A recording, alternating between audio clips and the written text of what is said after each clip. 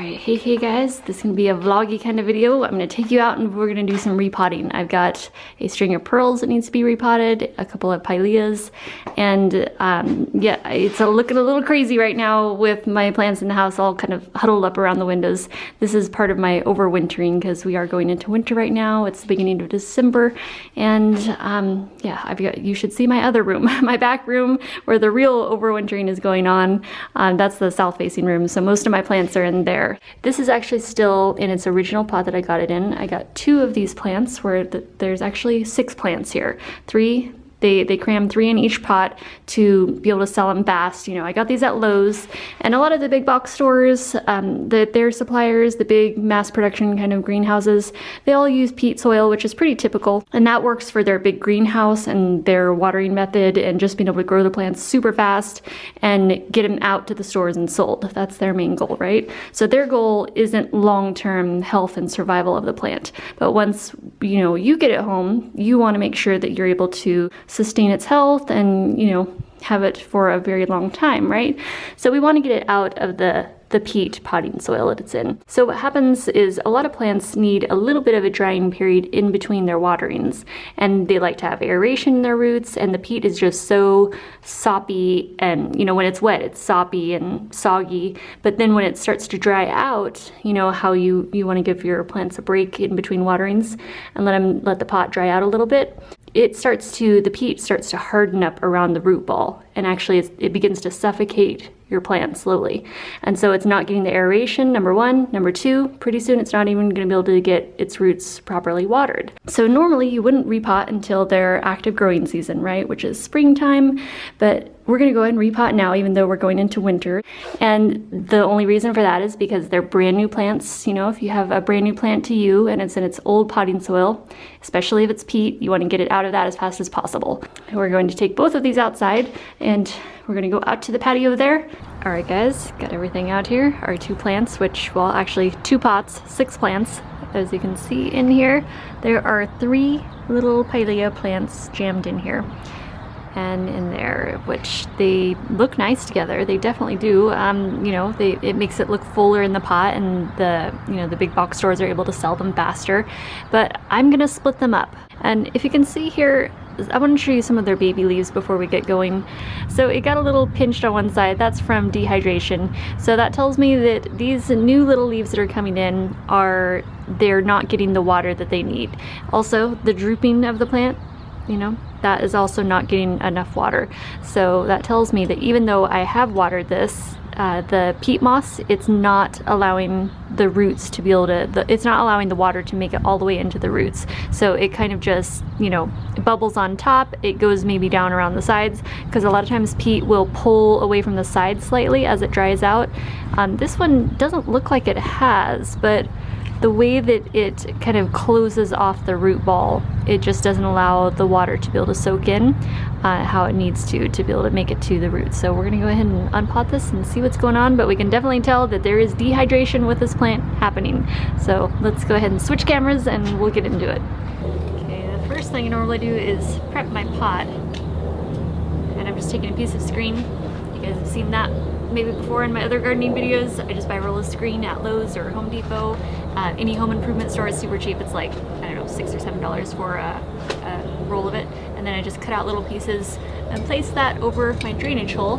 Especially if you have pots with large drainage holes, it just helps keep the soil from escaping through the bottom. So this is actually in a double pot, which I love these pots that came in. They're nice and white and glossy. They're just, funny enough, they're just a terracotta, which you can see on the bottom, that has been, that has been painted or glazed. Yeah, it's like a super high gloss, very nice finish on them. I'd like to be able to recreate that at home. But I've got my other little spray painted gloss pots that we're going to be switching these to, but I'm really interested to see what's going on inside these pots. Oh, that's so dry. I can feel it already, you guys. Just squeezing the pot, you can feel it. You're like, you know exactly what's going on as you're getting this plant out. You're like, yeah, okay. We got lots of lovely fuzzy roots on here. Yeah, that's good. That's a very good sign. It means it wants to grow, and it's waiting for that water, and they've all kind of migrated around the outer edge, which means it's been searching for water. And The soil it's got a little bit of slight dampness, but not the amount that it's been needing to be able to actually get a good drink. The roots, you can tell when they're healthy and growing because they almost look fuzzy. Like they have super fine white, well, almost like hairs. Yeah, they're like super fine white fibers, root fibers. As I was getting some of the soil loosened away from there, there's a little baby here that has just started poking through, and I wanted to take the opportunity to get up close and share with you guys. Okay, so right here I just wanted to show you what a brand new baby Pilea offset looks like. So this is one of its new babies, and they push these out of the ground all the time. So when you're unpotting this plant, you just want to watch out because they can be hiding anywhere in the soil, but that's what it looks like when you come across it up close, a brand new one. And it's got tiny little leaves at the very tip, but super cute. So we're going to be careful with that to not break it off as we're unpotting this, because we don't want to separate that yet. It's way too young. So I am going to be using my outdoor faucet after all, just to separate the three plants from each other, because the deeper I got in here, the drier the peat was, just as I suspected. It was more moist around the outside, and then inside that peat was just so, you know, it was getting so hard and so dry in there, it's going to be easier to use some water to kind of start breaking that up and clearing it away from the roots. Okay, so for potting soil, I'm using Tink's Green Stuff. This is their cactus and succulent mix, and it's a base of cocoa coir, so the chunky coconut fiber and chips. So it's not the real fine stuff. The fine stuff is different, the real fine fiber from the cocoa husk. So that would be more like this. This is the Tink's Pro potting mix, which is 100% organic cocoa soil, and that stuff is super dark. Take a look at this. That is like ultra rich, ultra dark, right? Okay, so you got a good look at that. Now this one up close so you can see the difference back to back. Let's get down to some of the hummus and chips here. Okay, interesting how that is though, huh? They're both a base of coconut, but you can see how much chunkier, and with all the pumice and everything in this one, it's just so light and so fluffy, whereas this is like, it's almost like earthworm castings, you know, it's so dark and so rich. I swear they look very similar. I also use earthworm castings, and for the Pileas, I'm going to be mixing these two together. So just because this is so light and so aerated, I want a little more richness, a little more organic, you know, earthiness mixed in there, because those suck up a lot of water. But they are kind of semi-succulent, so you don't want to go all, you know, strictly super rich potting mix. You want some aeration happening in there too. A lot of times I do like to have extra pumice on hand, so I'm gonna go out this afternoon and get some more because I'm actually out right now.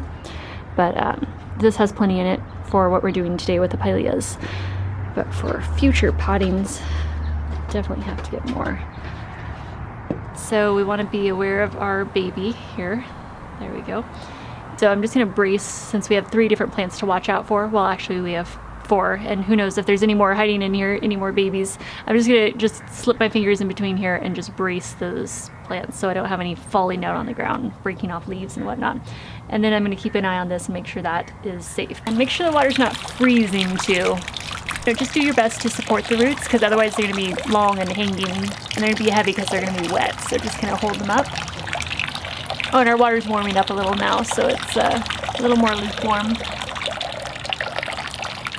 Okay, there we go. And there's the sweet.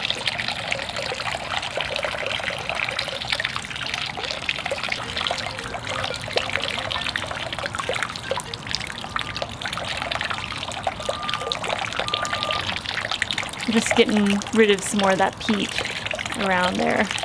Alright guys, so that worked out perfectly. We were able to split up all 3 plants, and while they're a little bit wilty right now, they're going to perk up just fine once they get into their pots. Okay, so we're just taking our first one and putting it into our prepared pot.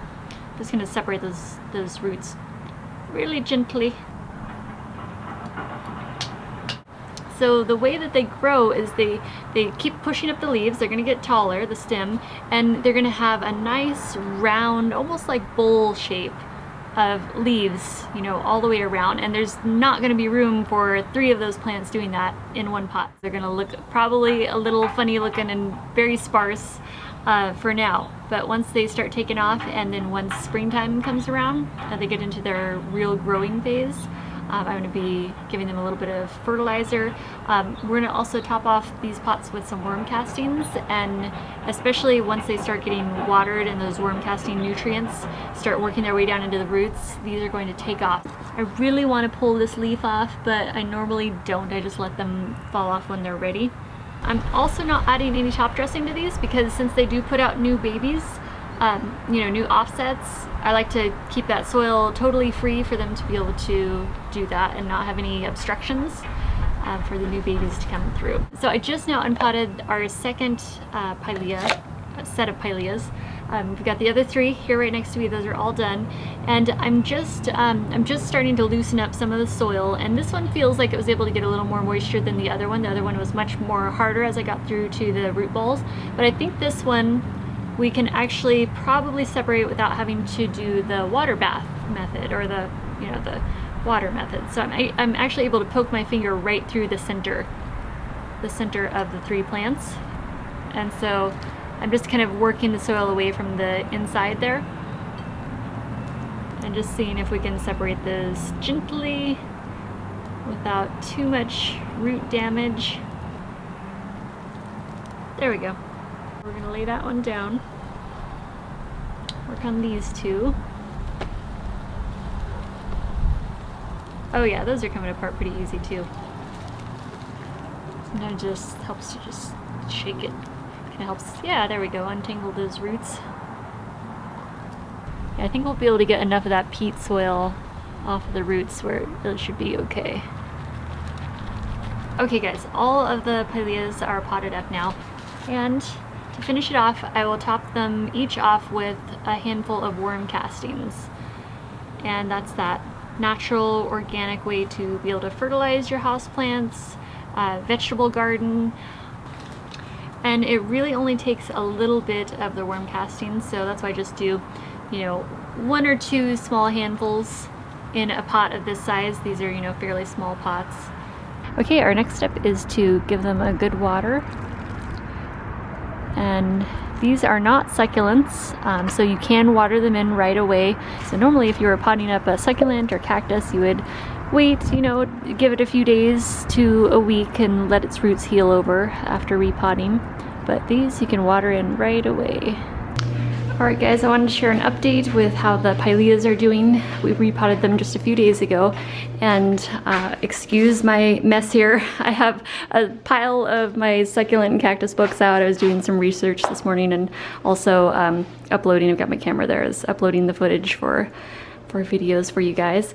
So I just want to pull back here and give you an idea of the lighting setup that I have for them right now. So I have 3 Pileas on this little plant stand here, and then the other 3 on there. There's some Haworthias and yeah, another Haworthia out there. So they're kind of clustered together with some plant friends. So this side of our house gets all of the south and then southwest facing lighting through these windows.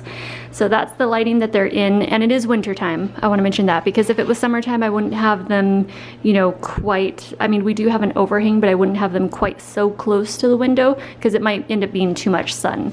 So every day I give them a little bit of a turn just to make sure their leaves are, you know, aren't going to be all facing one direction, because it's amazing how quickly their little satellite dish leaves, you know, they kind of follow the sun. It's amazing how quickly they react. It can be just a day or two and you notice them already turning, or, you know, so I try to turn the pots just so they get an even amount of lighting.